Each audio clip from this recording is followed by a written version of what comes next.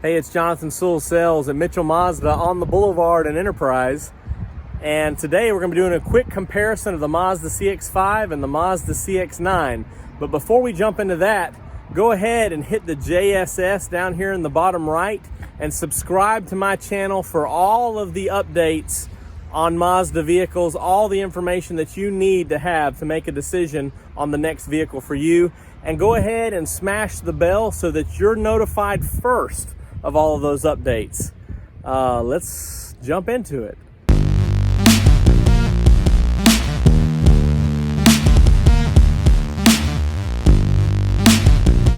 We're going to start with the Mazda CX-5, and this is a 2017 model, the first year of this generation, body style, or redesign.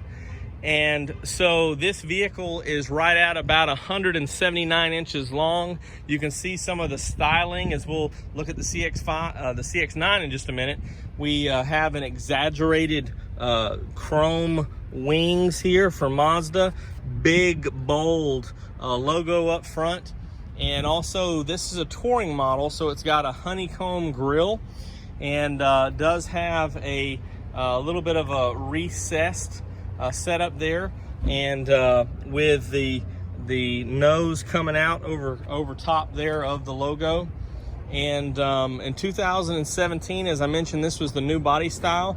This color is machine gray metallic, and so it's a little bit hard to see because I'm actually standing in the sun with my back here, but the machine gray metallic was an upgraded, and still is an upgraded color. And this is really tying into the Kodo design elements, which is soul of motion. So the whole idea here is as the light reflects off of this metallic, it gives the appearance of the vehicle moving when it's really standing still. So on the touring model, of course, where we have this cladding across that's designed to help protect it from door dings or chips or scratches from materials off the ground as you're driving. Also have a 17-inch painted alloy wheel.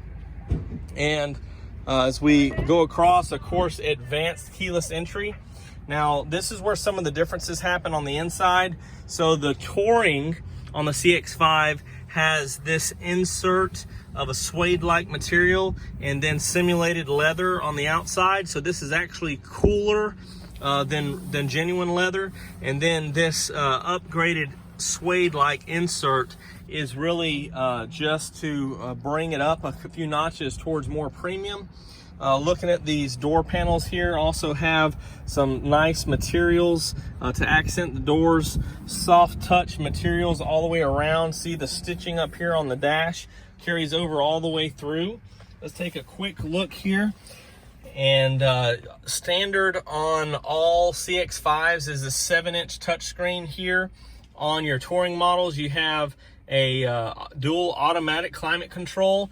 On the touring, also standard is heated seats, of course the push button start, and you can see just the upgraded chrome effects and piano black throughout that really dress this vehicle up, and then your brushed aluminum that ties into the door panels as well. Everything's designed, even these air vents here with the surround, you can see it just looks like they're part of the part of that design elements there to give it a little bit more 3D look through here, and come out and have a better angles to reach with the air vents. Without cranking it up, you can see that this third circle gauge over here does have a lot of your information, so you can scroll through and look at miles to empty, trip miles, things like that. This package is the preferred package on the Touring, so you do have a rear power liftgate.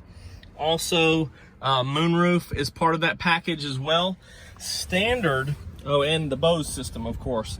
But standard on this Touring upgrades to a power driver's seat. So you do have a power driver's seat as part of the standard equipment. This one also has the upgraded or optional chrome roof rails up here, and then the crossbars. So this one's already set up for all types of great cargo management. The Touring and above does have rear AC vents as well. So as you have passengers in the back here, they have a little bit extra conveniences, or those HVAC amenities. Do have a fold down armrest here.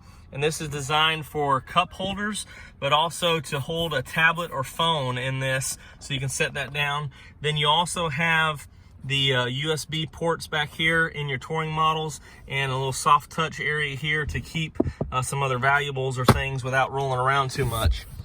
Again, this seating carries over, so these outboard seats have the suede inserts. As I mentioned, a power rear liftgate is part of this preferred package. And this one actually has the accessory CX-5 all-weather cargo mat, and if you notice, the floor mats. Now this is something that's pretty neat. I'm trying to keep the sun out of the lens here, so I apologize. But you have these hooks here, or these levers. So just the pull, that one does the middle row there. This one does that side, and then you've got one over here as well that will fold that down. Of course, you can see that they didn't go all the way down because of how far back the front row seats are, but it's very convenient when you're out going to the hardware store or whatever the case is and need to take advantage of some extra cargo. Just from back here, you can go ahead and pop those down and load it up with everything you need. Now, both of these models are all-wheel drive. I'll talk about this in just a minute, or for just a minute before I continue. The all-wheel drive systems on both of these vehicles are a little bit predictive, because you already have systems in place on the car that tells you what type of conditions you're driving in. So for instance, if your wipers are on, means that that you're in rain or snow. Also, it can detect the type of traction that you're in and the type of surface that you're in. So it uses a lot of this information from other systems to predict when all-wheel drive is necessary, and actually is more active and ready when needed. But it's front-wheel drive the majority of the time, and all-wheel drive when you need it, and it can shift up to 50% of the torque to the rear wheels. Finishing up the CX-5, which again, as you've counted, is a 5-passenger vehicle. You do have the rear dual exhaust in the back, which are chrome tipped, which is very nice. Of course, every power liftgate that we have is programmable or settable. You can set it to a specific height, and it remembers that. That's a convenient for anyone who would have a low garage ceiling height or carport, or just need to be able to reach it. Also upgraded on this body style is this thin LED turn signal right here, which is very nice. And of course, LED lights are going to be standard on this Touring model. So for both of your projector beam headlamps there. Before we jump into the CX-9 here, I would like to say that this 2017 upgrade is a lot quieter, and although the exterior dimensions are, as far as length, are very similar to the previous body style, they've pushed back these A-pillars. You can see this angle here, but also pushed them back to give a little bit more of a longer hood, and which helps aerodynamics as well.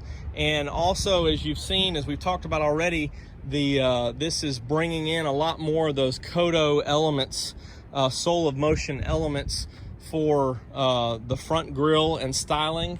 And the CX-9 was redesigned in 2016, so you have that, a lot of the same things carried over from both items. So let's jump into this awesome CX-9. All right, so starting up front, this is again the 2016. This is a CX-9 Touring all-wheel drive. So you can see a couple of upgrades as we're counting here. This as well has your LED headlamps. Same somewhat styling of the grille with the big bold chrome bottom here. Same big logo, but also bringing in on this model and the models above a little bit more of these accents here on the grille to just, again, scale it up a little bit and make it look a little bit more appealing with some of these chrome effects. Same type of design here with a pushed back A-pillar and a longer hood.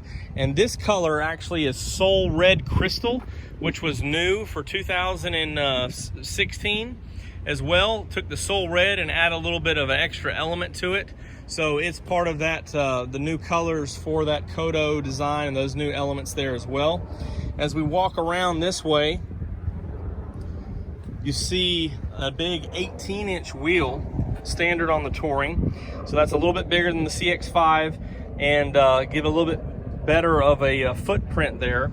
Also, you can upgrade to a 20-inch wheel on some of the models here. Have basically the same design side mirrors here and the color keyed caps. As we take a look inside, this is where a lot of the difference comes in. So on the Touring model, you do have the simulated leather, but it is perforated full leather here, or full simulated leather with perforation for a little bit more comfort. And you can see how the design here for your lower back and areas, it's just very nice. And again, this is going to be the upgrade in size to a midsize SUV from the CX-5 to the CX-9. All of that interior carries over to soft touch materials here, a little bit of a brushed aluminum look in this door trim, and then some piano black accents around. Taking a quick look inside here, basically the same features on the inside. You see a dual automatic climate control, heated seats. The big difference is you have an 8-inch screen instead of that 7, and of course both of them have the Commander control and with electronic park and brake. So that's some new features. And I didn't talk about powertrain. We'll jump to that in just a minute on both of them and compare. This Touring is standard with a power rear liftgate and does not have the upgraded preferred package as we saw on the CX-5. So this one does not have a sunroof nor Bose system, but this power liftgate is standard. And you can see just some of the design cues carried into the CX-5, but instead of two separate units here, it's combining them the same. And then it's more recessed on the ends, on the edges here for the other air vents, and a little bit more of a dash. So again, a little bit more room inside, a little bit more of a dash. And the same styling here with the three circles here of the instrument clusters, and the far right there would give you more information as far as miles to empty and things like that. And same steering wheel setup. So one thing I didn't show you was that console on the CX-5 is all one piece. On the CX-9, it opens up this way, and of course accesses USB ports or the upgraded navigation disc if you choose for that or elect for that option. And these seats are a little bit more comfortable. Just again, they're a little bit bigger, positioned and designed a little bit different. And you can see that this was kind of the beginnings for the design on the CX-9 with some of these extra gaskets and things on the doors for extra quiet, more of a quiet ride. Looking in the back seat, you can tell there's just a little bit more room between the front row and the second row here for knees. And of course, those seats are regressed there to have more knee room. And again, this is actually a 7-passenger vehicle. So you have a little bit more controls or independent controls for your HVAC for that rear. One thing is that you still have just the rear air vents there. So for all 5 potential passengers back here, you have to make sure that you point those up so it comes up this way and then settles back on the third row there. So it catches the second row and then settles in the third row, just so everybody can get a little bit of that breeze. Still ties in, and again, this sand beige interior. If this was black, all this would be black as well. So it's tying in all the interior colors into the door panels. And you can see everything's designed very comfortable, a lot of cushion there, and then this extra perforation. You do have a fold down armrest as well, same design as far as the cup holders, then opens up here, 2 more USBs and a little bit of storage here, so everybody can keep their devices charged. And again, this is a 2016 model, the redesign year.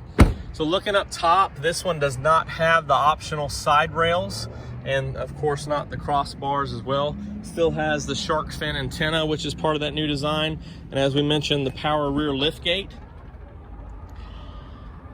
So this vehicle is about 20 inches longer. The 20 inches make room for this third row passenger, and I'll show you when I come around, but the second row is actually on tracks to get access to this third row, or to adjust the spacing depending on who needs it more, the third row or the second row. And these buttons here actually do not have any type of special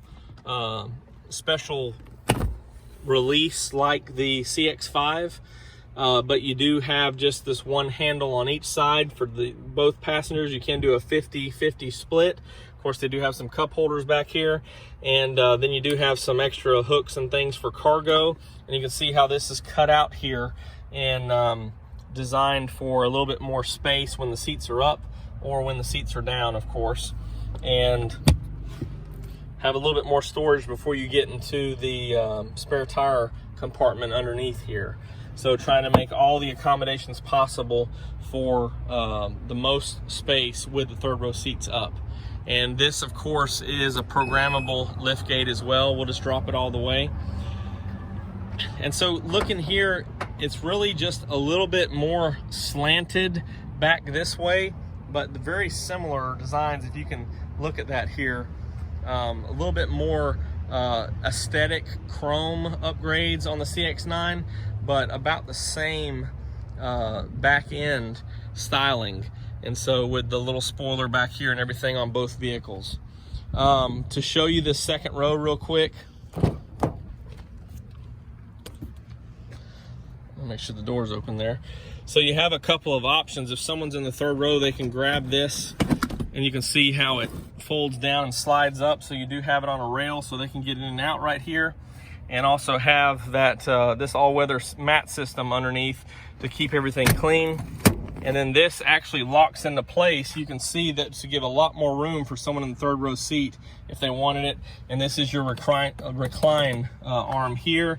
And then you can adjust it back with a bar up front to lock it into place.